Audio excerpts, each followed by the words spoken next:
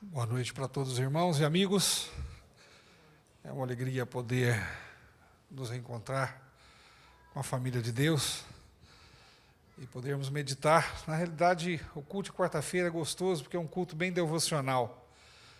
É um culto de meditação, até com certa informalidade dentro da formalidade que é necessária a um culto a Deus, a um culto público a Deus.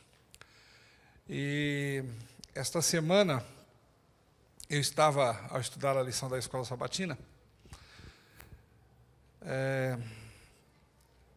Uma coisa que me chamou a atenção foi um pensamento do poeta americano, radicado na Grã-Bretanha, Thomas Eliot, em que ele diz assim: olha, tem uma coisa que não muda nunca.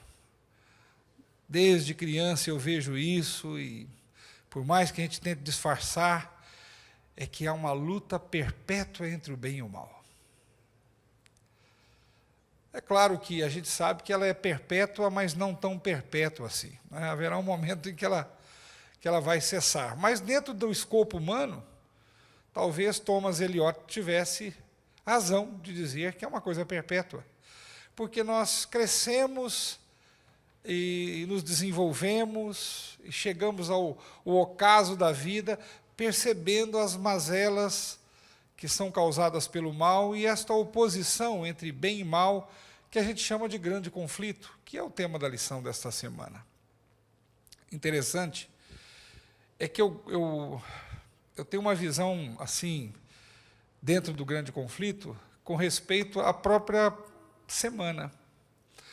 O domingo, por exemplo, a gente começa o culto de domingo, é o culto que você tem toda a esperança de uma semana, né? Que você deposita a esperança de conquistar algumas coisas que você almeja naquela semana, seja uma prova que você tem que prestar um exame de vestibular, seja lá o que for, uma entrevista de emprego, algum negócio que você tenha que concluir.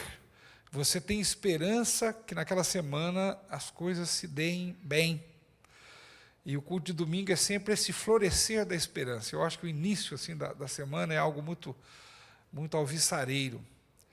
E o sábado, que é quando você chega no final da semana e tem aquela sensação de alívio de ter conseguido chegar ali, mais uma vez, por pior que tenha sido a semana, por mais difícil que ela tenha acontecido, mas você conseguiu chegar ao fim dela e receber as bênçãos de Deus, por mais que sejamos imperfeitos, Deus ainda nos abençoa com as bênçãos do sábado. Então, o sábado nos lembra também o final da história do mal nesse mundo, né? E a vitória final do bem. Agora, a quarta-feira, ela é permeada desta luta. O culto de quarta-feira é aquele que você olha para uma parte da semana que já se passou, mas há uma parte ainda a se cumprir, e eu gosto de ver o culto da quarta-feira como a realidade nossa nesse mundo, em meio ao grande conflito, lutando para sobreviver, buscando forças em quem pode nos dar verdadeiramente forças. E há um verso na Bíblia que eu quero destacar com vocês, eu gostaria de convidá-los para nós o buscarmos na Bíblia, que está no Salmo 57.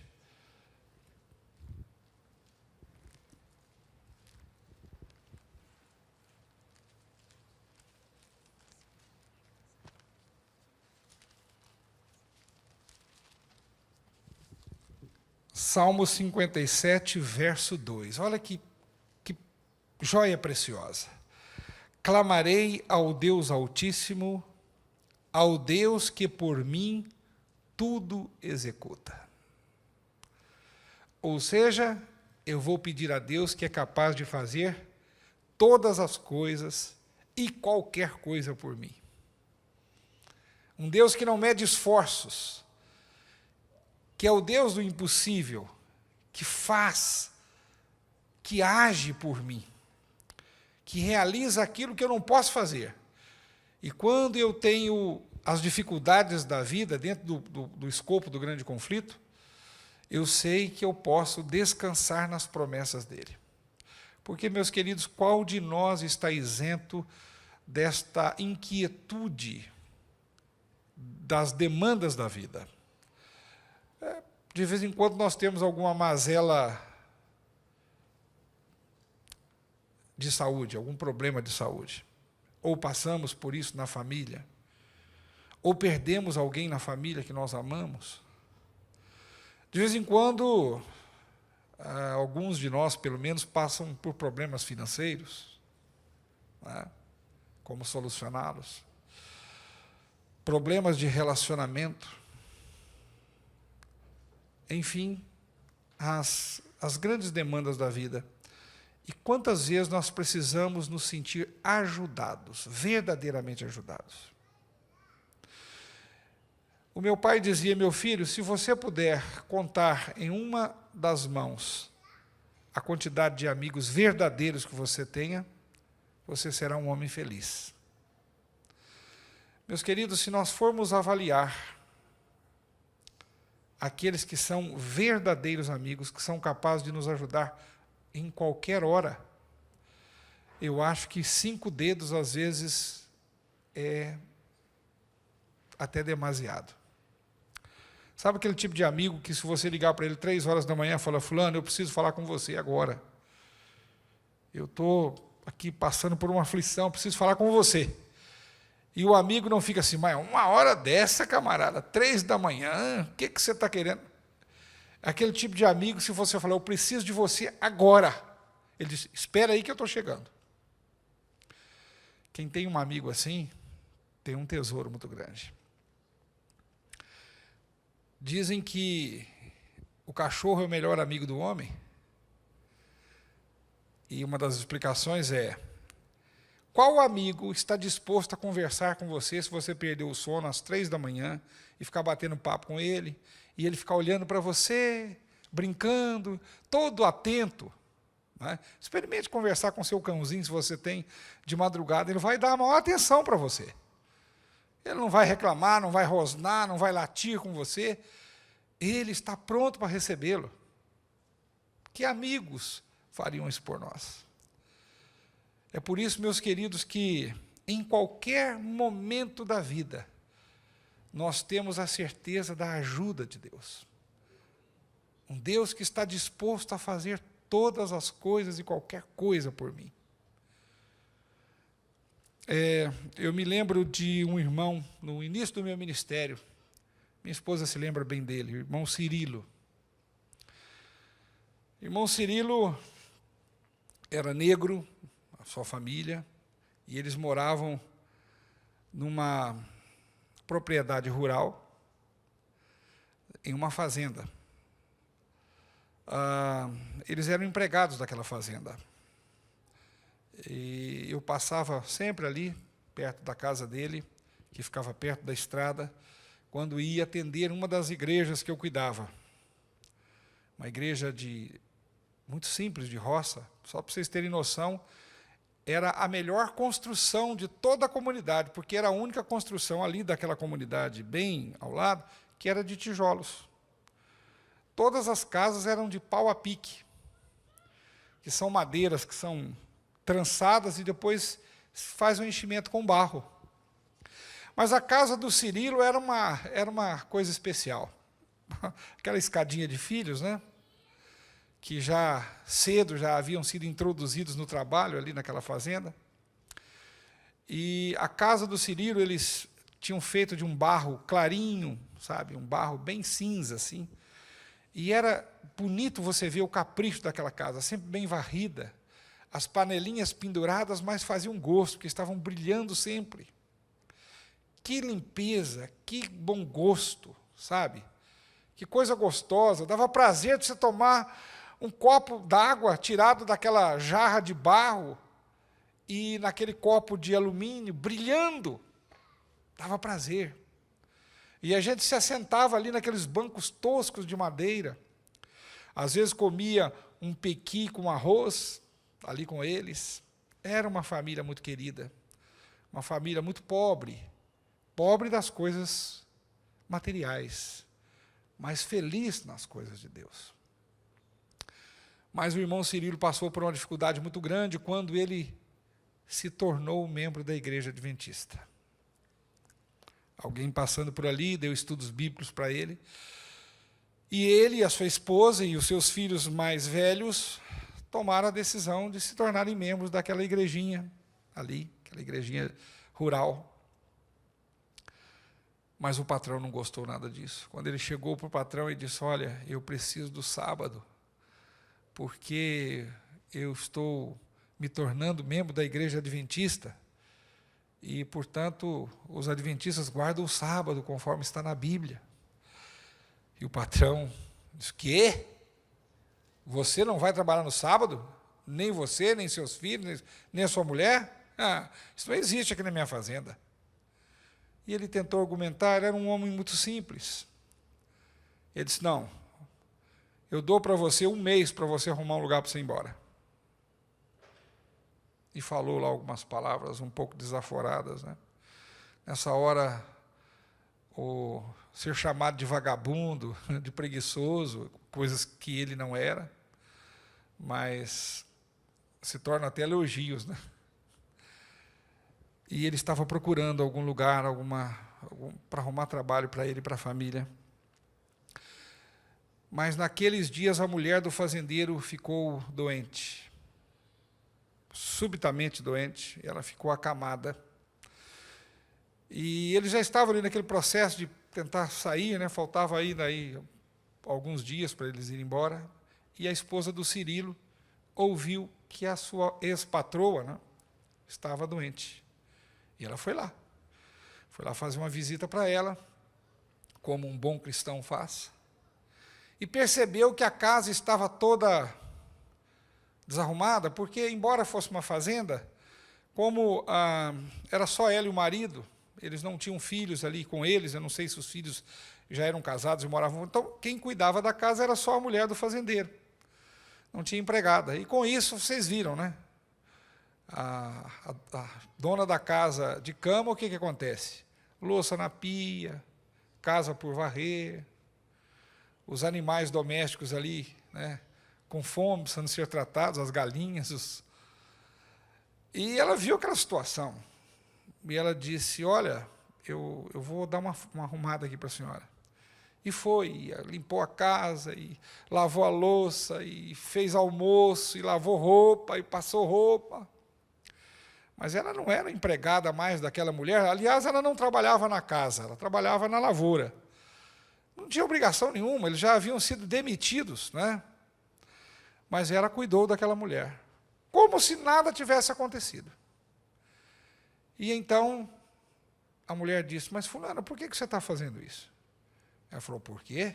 Ué, porque nós nos conhecemos há tanto tempo, a senhora está doente, eu estou aqui, não estou fazendo nada mesmo, porque o Cirilo está procurando um lugar para a gente, um outro sítio, uma outra fazenda para a gente ir, então, enquanto isso, eu estou lá em casa, à toa mesmo. Eu resolvi vir ajudá-lo. E vários dias, por mais de uma semana, a esposa do Cirilo cuidou daquela mulher, até que ela se restabelecesse.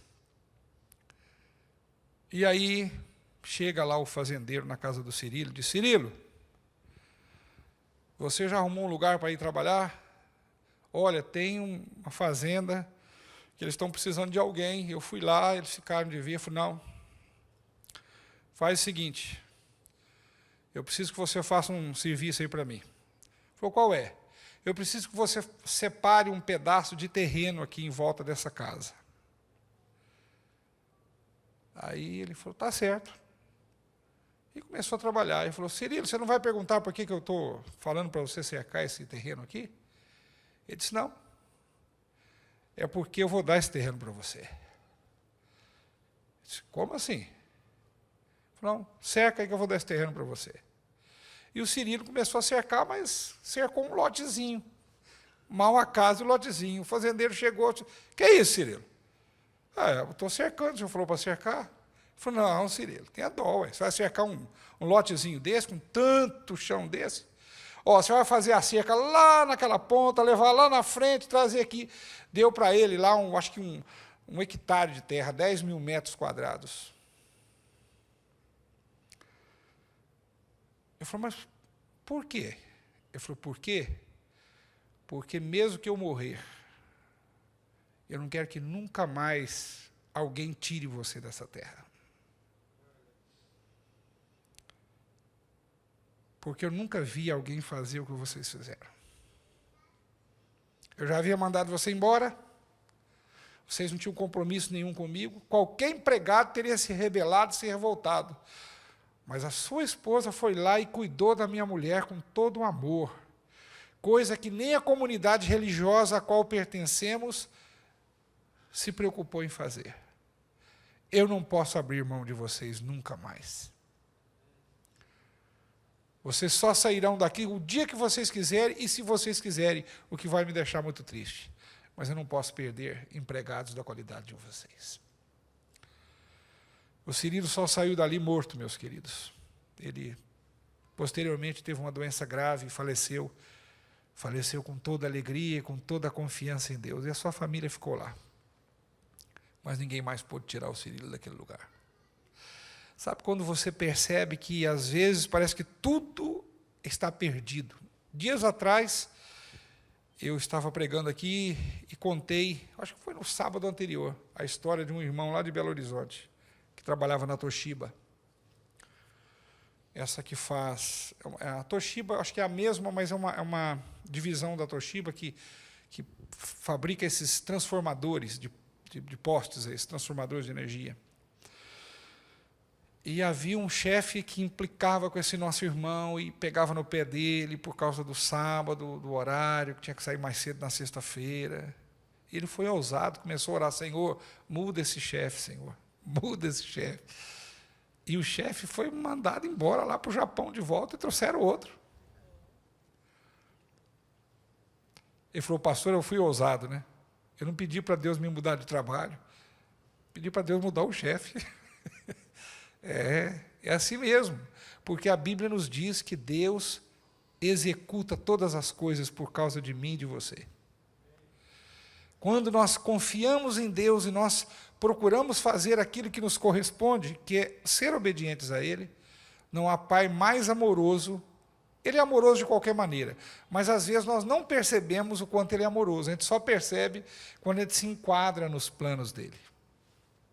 A gente aprende a obedecê-lo. Né? Eu quero ler mais um verso com vocês, dessa vez está no profeta Isaías.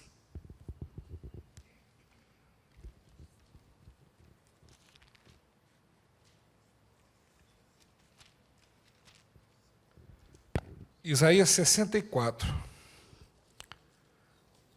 verso 4. Isaías 64, verso 4. Porque desde a antiguidade não se ouviu, nem com o ouvido se percebeu, nem com os olhos se viu, Deus além de ti, que trabalha para aquele que nele espera. A Bíblia diz que Deus dá o pão aos seus filhos enquanto ainda dormem. Não é? Você sai para trabalhar, como todo mundo tem que sair para trabalhar, para o ganha-pão, mas a Bíblia diz que aqueles que são filhos de Deus, Deus dá o pão deles enquanto eles estão dormindo. Podem ficar tranquilos, podem esperar com segurança. Sabe, meus queridos, e isso é que me comove, porque nós, seres humanos, nós lidamos com muitas pessoas. E há pessoas em níveis diferentes de importância para nós. Não é? Alguém, certa vez, me perguntou, você se lembra de mim todo dia? Eu falei, não, infelizmente eu não me lembro de você todo dia, senão minha esposa ficaria com ciúme. Não é? Eu acho que nem da minha mãe eu me lembro todo dia, coitada, merecia, mas acho que nem dela eu me lembro todo dia. Mas me lembro da minha esposa todo dia, tem que lembrar, né? Me lembro da minha esposa todo dia, dos meus filhos todo dia, e há pessoas que você se lembra toda hora. E há aqueles que você se lembra eventualmente. Não é? Mas Deus se lembra de nós todo momento, todo o tempo. E o que é interessante, meus queridos, é que a gente lida com tanta gente que há pessoas que são apenas conhecidos, há pessoas que você, quando alguém fala o nome, me lembro, né? Você se lembra de alguém, revê alguém. Mas, quando você imagina que você poderia ser considerado um a mais entre uma multidão, e Deus não nos vê como multidão, Ele nos vê como indivíduos, isso é muito especial. Você saber que para alguém você não é apenas uma pessoa a mais, não é apenas um rosto a mais. Não é? Que, por exemplo, para a CTBC você pode ser um cliente a mais, para a Copasa, para a CEMIG, mas para Deus você é o filho, aquele filho ali, com nome, com uma identidade, com características que lhe são peculiares. E é bom quando a gente se vê no plano de Deus e pensa assim, puxa, alguém se preocupa comigo, alguém faz tudo por mim. Porque, às vezes, é natural. Eu, no passado, quando, infelizmente, não tinha uma percepção melhor desse aspecto, eu era até um pouco, quem sabe, grosseiro na maneira de me referir a essas coisas. Minha esposa se lembra disso, né? Eu falo assim, Deus é maravilhoso, né? Mas Ele não está preocupado comigo. Tem mais coisas. Ele tem coisas mais importantes para fazer do que se preocupar comigo. E olha que eu era até religioso. Mas eu via um Deus não tão pessoal, um Deus mais impessoal, como se eu fosse um a mais. Mas, ao longo do tempo, eu vou percebendo que eu não sou um a mais.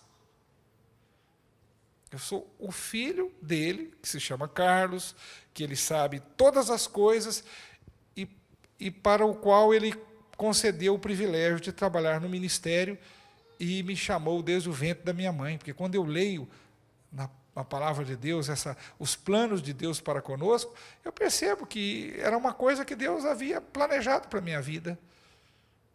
Não é? Eu quis, desde criança, ser muitas coisas. Não consegui ser essas coisas porque Deus não quis que eu fosse nenhuma delas. Quando eu era bem pequenininho, eu queria ser químico. Eu queria inventar um remédio, alguma coisa pela qual eu pudesse ser lembrado. Assim, tipo um homem como o inventor da penicilina, que é considerado um dos maiores inventos da humanidade, né? Quem sabe eu pudesse pensar conseguir alguma coisa assim, mas não era isso, né? Mais tarde eu pensei em, quem sabe, ser um médico. Sempre achei bonito a profissão de salvar vidas, de cuidar de pessoas. Não sei se pelas dificuldades financeiras e outras tantas, nunca pude ter uma aula sequer de medicina. E mais tarde pensei em ser um advogado. Opa, advogado. Advogado, eu acho que eu vou me dar bem. Pensava eu. Também não. E eu já estava me contentando em ser um contador. Embora eu fosse formado só no segundo grau, em contabilidade, e tivesse autorização para trabalhar como contador, coisa que hoje não é mais permitido, né? Hoje é só para quem tem o bacharelado. Eu já havia me inscrito no vestibular da UFMG para contabilidade, e era esse o meu plano. Mas Deus quis que eu fosse... Não aparecesse lá para fazer a prova, porque no dia que teve o vestibular na UFMG, eu estava lá na Bahia, prestando vestibular para teologia. Não me tornei químico, não me tornei médico, não me tornei advogado. Mas Deus me ensinou que eu posso mostrar que há um remédio para todos os males. Deus me mostrou que, embora eu não fosse um médico, eu posso mostrar o médico dos médicos. E, embora eu não fosse um advogado, Deus me mostrou que eu poderia mostrar que há um advogado para o qual não há causa perdida. Então, meus irmãos, me tornei um pastor de igreja. Meus colegas, muitos deles são pessoas que têm destaque dentro do meio adventista. Alguns outros com os quais eu pude dividir a classe de mestrado em teologia estão hoje aí dando as diretrizes da igreja na América do Sul. a começar do presidente da igreja na América do Sul, meu colega de mestrado, e vários dos departamentais ali. Mas sempre fui feliz de ser pastor de igreja, de lidar com pessoas, de sentir o cheiro de ovelhas. Sempre achei um tremendo privilégio ter um púlpito para pregar. E quando eu olho para trás hoje, 20 e tantos anos depois, eu percebo que Deus queria isso para mim, me preparou para isso, e que privilégio é ser um co-pastor. Mais do que ser um advogado, um médico, com todo respeito a todas as profissões. Eu me orgulho de ser um pastor na causa do Senhor Jesus. E quando eu vejo que Deus, de fato, Ele se preocupa em executar as coisas, que é isso que o verso lá do Salmo diz. Um Deus que por mim todas as coisas executa. Ele faz. Então eu posso sentir a segurança, meus queridos, que eu não me tornei pastor porque não tinha outra coisa para fazer. Eu não me tornei pastor porque nas opções que eu podia escolher, eu escolhi esta função porque não consegui fazer outra coisa. Eu me tornei pastor porque Deus dirigiu a situação para isso. Porque eu senti o chamado de Deus. Então, quando você pensar nas dificuldades desse grande conflito, e que a gente vive permeado delas, lembre-se que há um Deus que executa as coisas por você, que tem por você uma afeição que não há neste mundo, e que está disposto a ouvir você qualquer hora do dia ou da noite, sem reservas. Porque às vezes a gente pensa que Deus não quer ouvir a gente quando a gente faz alguma coisa errada, né? Não é verdade? Ele quer nos ouvir de qualquer maneira.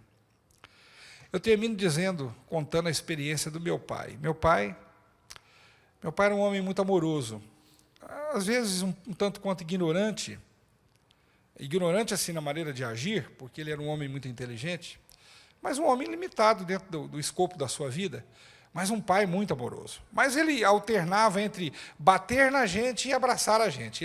Ele era dos extremos, assim. Às vezes eu ficava nervoso, e o que ele pegasse na mão, ele batia na gente com aquilo. Eu, por exemplo, experimentei a temida vara de marmelo, aquela que dobra e não quebra. E ele arrumava uma esperteza para bater na gente, que eu nunca vi ser tão rápido, porque o menino corre, né? Mas ele conseguia correr e bater na gente.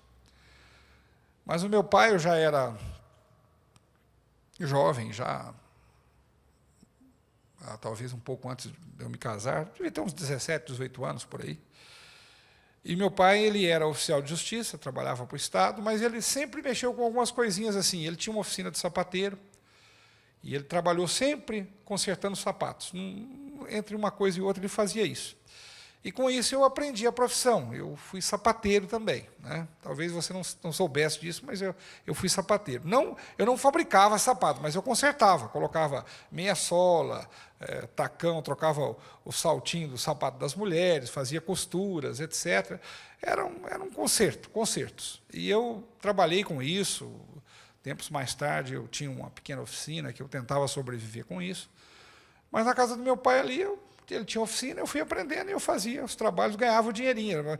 Ele, para não dar moleza para mim, dizia, o que você fizer aí, você não precisa pagar o material, não. O dinheiro é seu. Aí eu ganhava livre. Então, meu pai fazia ali, ele fazia esse serviço. Mas, algumas vezes, né, a gente se desentendia em algum assunto. Estávamos lá os dois trabalhando e a gente discordava de alguma coisa. E no início eu, às vezes, esperneava, né? Brigava com ele, e falava, e resmungava, etc.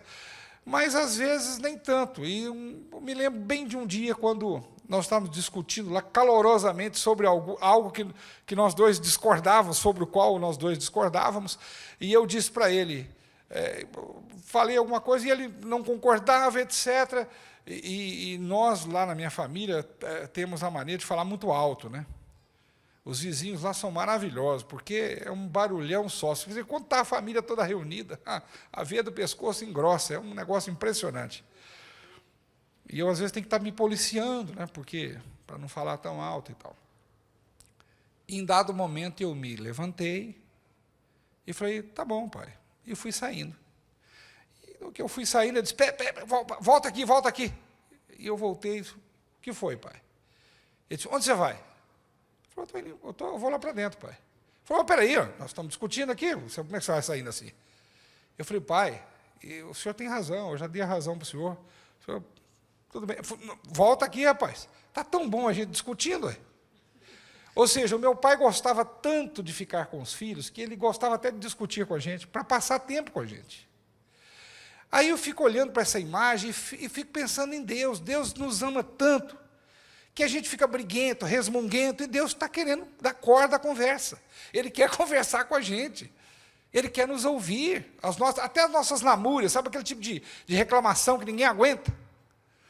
É aquele tipo de gente que está assim, onde você pergunta, como é que está fulano? Ih, hoje está doendo aqui, está doendo. A pessoa está sempre doída, sempre reclamando, aquele tipo de pessoa inconveniente, que a conversa sempre desagrada. Não, Deus nos ama tanto, que a gente está resmungando, está reclamando, e ele está, ô meu filho, vem cá, tão bom te ouvir, tão bom ficar com você. Esse é o Deus que faz todas as coisas por mim e por você. Até aguentar a nossa lamúria, nossa reclamação, nossa impertinência, né? Esse é o Deus que nós amamos e que nos ama. Que a Ele seja toda a honra, glória e louvor. E que no restante dessa semana a gente possa se lembrar de falar mais com Ele. Ainda que seja para reclamar, porque Ele gosta de nos ouvir. Ele nos ama muito. Amém.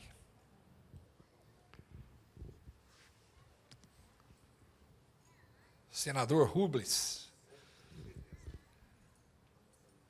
Que beleza de senador. 106. Amigo muito precioso eu tenho em meu Jesus. Que gostoso, né? O que o pastor disse, né? Amigo tão precioso eu tenho em meu Jesus. 106. 106. Ao som lá, vamos levantar e cantar forte desse hino maravilhoso, louvando esse Deus maravilhoso que temos.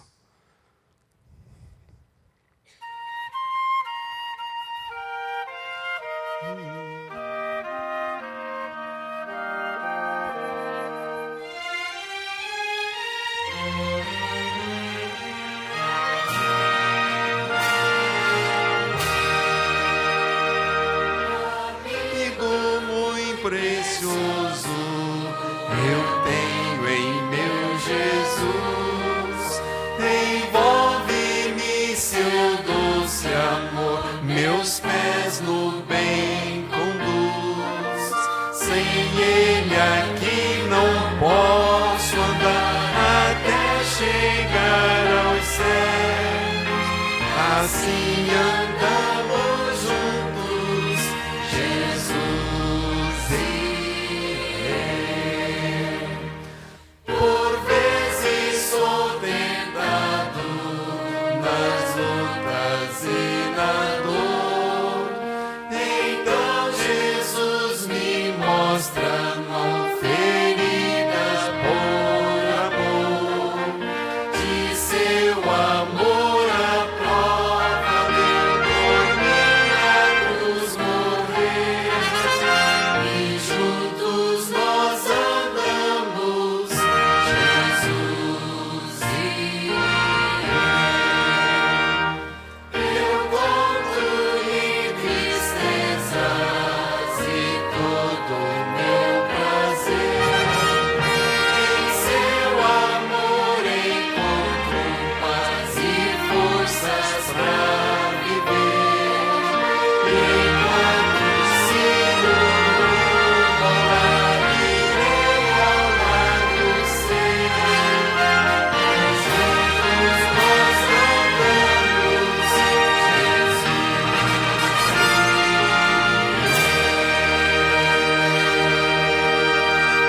Amém? Oremos. Querido Deus e Pai, nosso amigo muito precioso, que Tu nos acompanhes através também dos Teus anjos aos nossos locais de repouso, na certeza, Senhor, do Teu grande amor e de que fazes todas as coisas e qualquer coisa por amor a nós. Muito obrigado por esta segurança de sermos teus filhos tão amados, tão especiais, tão únicos para ti. Em nome de Jesus. Amém. Amém.